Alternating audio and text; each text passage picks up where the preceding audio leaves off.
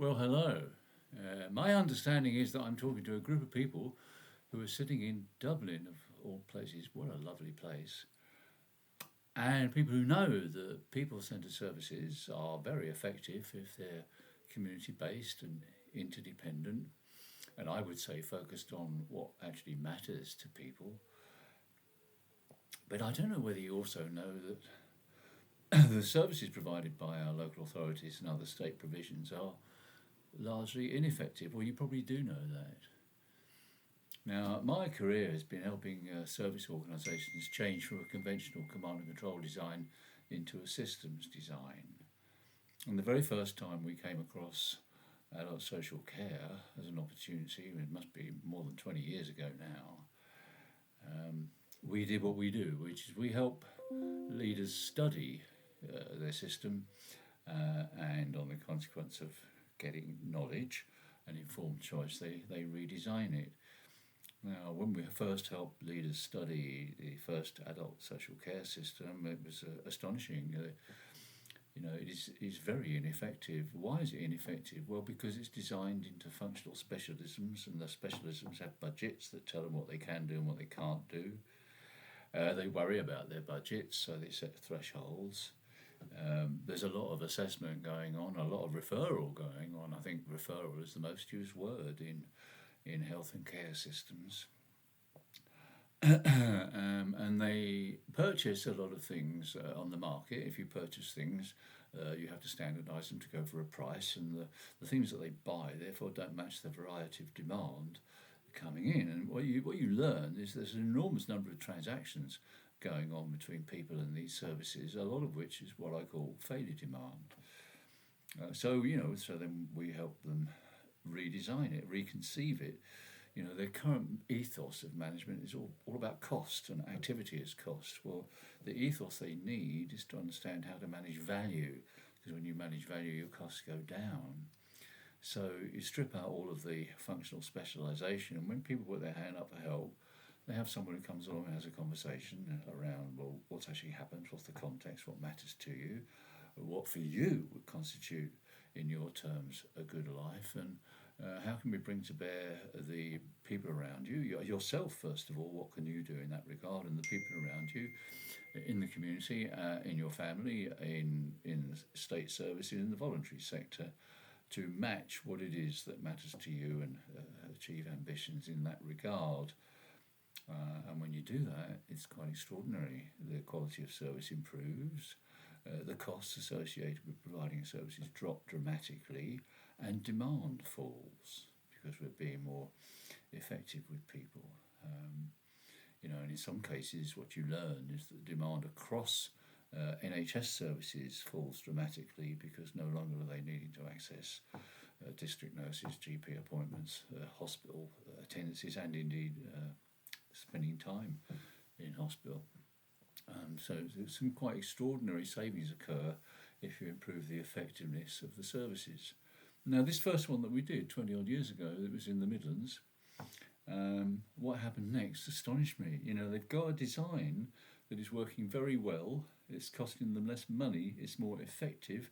But the chief executive turns up and says, you've got to change the design back to what the inspector would expect to see. That was the audit commission in those days. Because we're a 4-star council and we need to keep our 4 stars, and adult social care has a heavy bearing on our 4 stars, and therefore you will return it to what it looked like before. And that's quite extraordinary, really, because this was something that was very effective. You would think, well, is this a moral issue, or does this tell us about the important power and fear associated with regulators? Well, a similar problem with regulators. We did some work with children's services in the northwest, another council. They studied their system, they redesigned it, and they thought, well, we'll take all this knowledge to the regulator and showed them what the old system looked like when they studied it. And indeed, they're looking at an awful lot of requirements in that system that are there because of the regulator. These are the things the regulator wants to see. And they also showed them the redesign, which was completely different, focused on what mattered, and was very effective. And what did the regulator... Now, you think, If you're a rational person and you're a regulator, you'd look at that and you would say, well, if this is true in this case, then this is true across all cases, and we ought to rethink the way we regulate. But no, they didn't do that. They said to the leaders of this council, well, what you're doing is outside of regulation, so if you want to carry on doing that, you have to sign a disclaimer that says if anything goes wrong, it's all your fault. Quite extraordinary. And there's a series of examples. If I could go on about regulation, as I often do. Actually, if you're interested in this, I wrote a manifesto for a better method of regulation, because these are actors in the system. They're doing what their job requires, and we've got to change their job. I mean, the basic argument is that in all services, what you find and what we found is there's a relationship between purpose, measures, and method. And what's happened with regulation is regulators and politicians impose their views of method and measures, and these are generally views that are, in my book, about management. And so we should limit their statements to statement of purpose, and allow people who do the work to have the freedom to go and do what they know is sensible and demonstrate that they're doing that. And the purpose of regulation is to access that knowledge, to see the evidence of what's happening. This would be a regulatory system built on building knowledge rather than specification and conformance, which is a major problem at the moment. I mean, the politicians could take a leaf out of the Dutch government's work. You know, the Dutch government recognised some time ago that what's called new public management, which is all of this specialisation, activity management, assessing and referring and all that stuff and outsourcing, that's all kind of new public management. They recognised it wasn't working and it was costing a lot of money. And so they basically said, well, look, we don't know what better looks like, so why don't people come up with proposals of things that they could do, and we'll let them go, and we'll evaluate those proposals, go with what works. And hence Buurtzorg was born. Now, Buurtzorg, if you don't know it, is a domiciliary service. It's fantastic. It is what I would describe as thermostatic. In other words, it's not time and task. It's what is needed on the day. It provides much better continuity, which is, of course, essential, and is organised by teams. It's very effective. And so Buurtzorg grew fast and got a reputation. Now, of course, it was heard about in the UK, and the NHS did a series of Buurtzorg pilots. Good on them. Oh, yeah, let's copy that. And they failed. Why did they fail? Well, because they were trying to impose their current measures to effect controls on this new thing called Buurtzorg, and it's entirely missing the point. Which is, it's a great shame. So I did a podcast to explain why Buurtzorg was successful in the Netherlands. And you see, this man, Jos de Blok, he's the man who created Buurtzorg. He had worked in the care service in the Netherlands from the bottom, and he rose all the way to senior management. And he saw new public management coming in, and he argued with it. This is not good. Because he argued, he was ostracised. This is the nature of politics. So in the end, he resigned, and he went off to Ukraine and did something else for a couple of years. When the notice came out, we're looking for people with ideas, he put forward his idea, and it was born. Why can't our politicians do the same? They talk about what matters, what works, but they don't know how to operationalise it. But most importantly, the Dutch didn't interfere with the way in which it's controlled. So now, leaving that aside, I have some advice to give you from the work that we've done in people-centred services over many years, because it may be useful to you. I don't know. The first thing to say is that demand is the lever. Demand is the lever. You know, there's two types of demand into all services. There's value demand, that's what we're here for. In this case, please help me with whatever. And there's failure demand, which is caused by a failure to do something or do something right for people. Now, an interesting thing is that when you study demand into care services, is surprisingly stable. Now, the politicians will tell you that, because we're all living longer, and I'm certainly living longer, that care needs will increase and do increase. No, it's not true. When we actually go and study with the leaders, we help them study. What they find is that it's stable. It's stable if you look at how many people are putting their hands up for help. Of course, if you look at the volume of transactions, they're rising because of the failure demand created by their system. And that's what the politicians are looking at.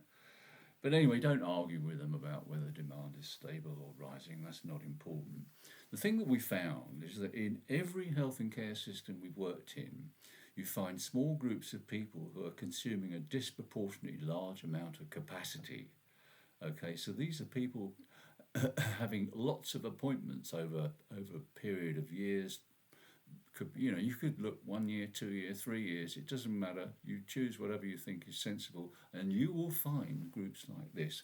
And that, we think, is a great way to start the work, to focus them differently. Because if we classify this group of people, they will have common issues. So you build your own typology of the groups. It doesn't matter how right you are at this stage, but you want to then reconceive a service for these different types.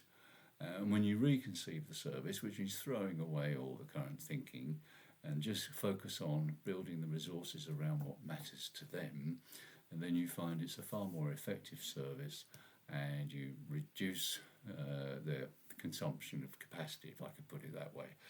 I guess you're understanding what I'm saying. Now, you might think, and a lot of people would think this way, well, the thing to do is to go out and study that, get the data and present it to them, and I would advise you against that, because what they tend to do then is rationalise, explain it away, deny it. They have all kinds of reactions because it's kind of not in their world. And so what we do in Vanguard is we help the leaders go and do that studying, because then you cannot deny the things that you've seen. And it's really important to have people in that studying group who have the clinical or social work expertise to make judgments, because it's judgments that are going to drive the reconceptualization of how this service should work. And because, that's all it is. In health and care service, if you're getting failure demand, there's only two value steps in the way I think about it. The first is diagnosis, and the second is provision of treatment or whatever. And those things are going wrong for these people because of the way we look at them through our own specialist lenses instead of understanding them and their context and their ambitions and so on. So when these groups are then provided with a completely rethought service, what you get quite quickly are much better outcomes, much greater capacity in your system so you can do more work, and again, a fall in demand. And because they've done that with those groups of people, what they learn is to apply that elsewhere in their system. It becomes a way of thinking about the work. So that's my advice. Have them study, go and get the data. Demand is the big lever. So there we are. And you're in Dublin, and I wish I could be with you. It's such a great city. The Irish say there's only two kinds of people in the world, the Irish and those who want to be. So I hope you have a good time. I hope you found this helpful. And if you need more, there's plenty on the website if you want to follow up some of the things I've talked about. In the meantime, au revoir. I don't know how to say goodbye in Irish.